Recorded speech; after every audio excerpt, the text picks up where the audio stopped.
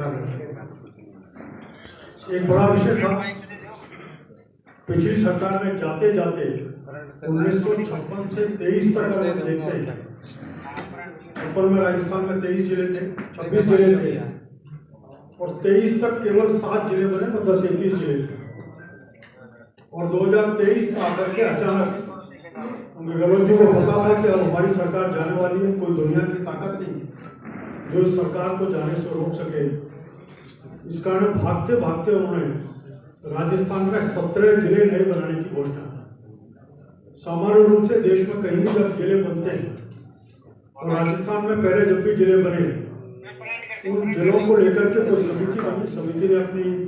कोई रिपोर्ट दी जिसमें भौगोलिक दृष्टि से, आर्थिक दृष्टि से, प्रशासनिक दृष्टि से, जनसंख्या का घनत्व,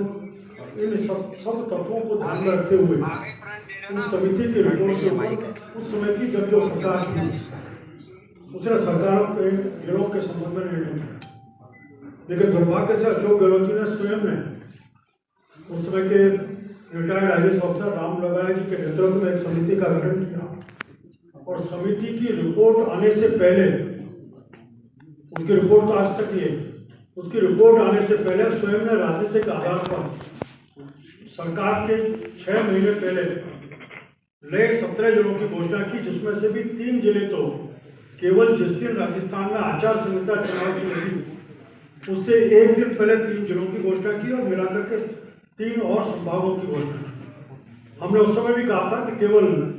राजनीतिक दृष्टि से वोटों की फसल काटने के लिए बिना किसी आधार के उस समय की कांग्रेस सरकार ने अशोक गहलोत जी के नेतृत्व में इन नए जिलों की घोषणा की और भारतीय जनता पार्टी की सरकार आकर के जब भी आएगी इसके ऊपर पूरा विस्तृत विवेचन करने के बाद एक पूरी रिपोर्ट लेंगे और उसके बाद अपनी कार्रवाई करेंगे। भजनलाल जी के नेतृत्व में सरकार बनने के बाद पूर्व IAS ललित के कुमार जी के नेतृत्व में एक समिति बनी। समिति ने अपनी रिपोर्ट दी जिसको मंत्रिमंडलीय उप समिति के बाद 9 जिलों को समाप्त कर केवल 8 जिले रखने का तय किया गया।